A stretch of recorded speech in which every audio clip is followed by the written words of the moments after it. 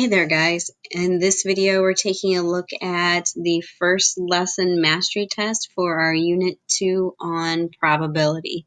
Looking at the first, so remember that the number of problems that you have is different than the numbers that I have, and that they're probably in a different order.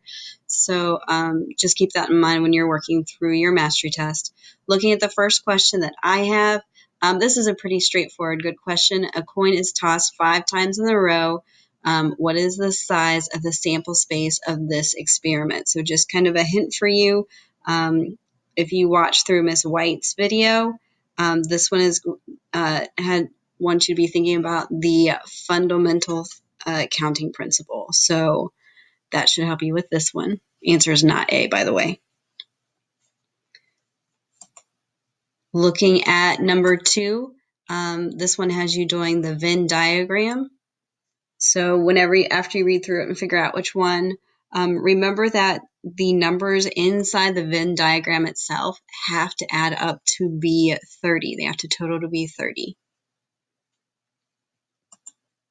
Looking at 3, we've got 2 6-sided dice rolled at the same time. How many outcomes correspond to the event that the sum of numbers is 5? So you could either pull up the picture that Miss White used in her video, or I've got it right here for you to use. So just pause it, figure out how many of those add up to be 5, and then that will help you set up your probability, or that will help you figure out how many outcomes will match up to the sum of the numbers being 5.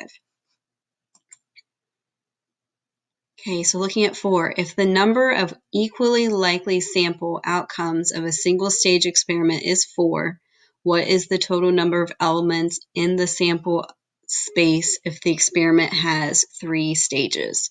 Another pretty good straightforward question. My hint for you is that the answer is not 12. Looking at 5. 5 is B. You're welcome to work through, look, and figure that one out on your own. Answer is B.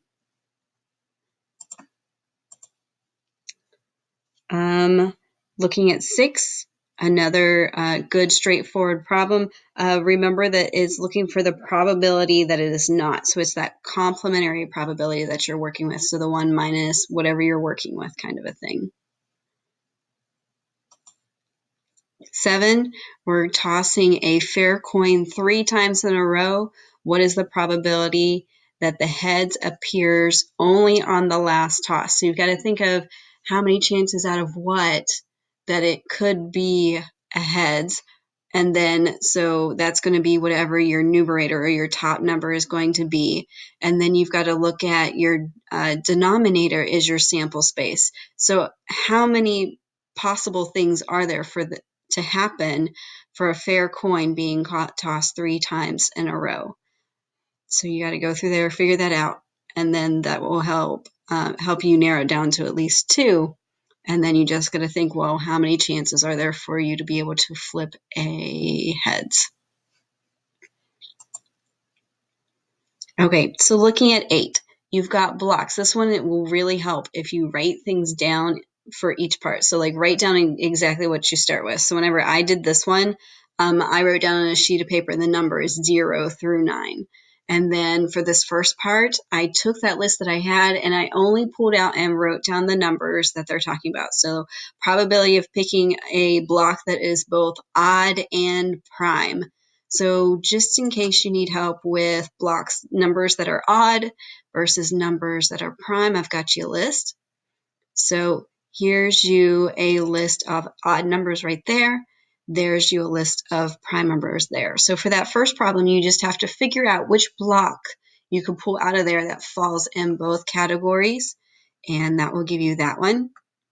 And then looking at the next one, the probability of picking a number that is greater than 0 and also a perfect square. So number greater than 0, also a perfect square. Here's you a list of the possible perfect squares that you've got going on there. So you guys just need to do the probability for those. Looking at 9, 9 is 10 30 seconds. And they do not want this simplified. If you were doing this for me in class, I know I would tell you to simplify it. For this answer right here, they don't want you to simplify. And then looking at 10, 10's a pretty good question.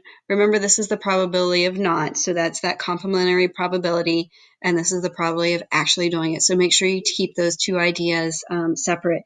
And then with this one, with the answer that you get for these boxes as well, you're not going to want to simplify these for this time either. Okay, well, I hope that helps. If you've got any questions, pop in during office hours or send me an email and let me know. Okay, you guys take care.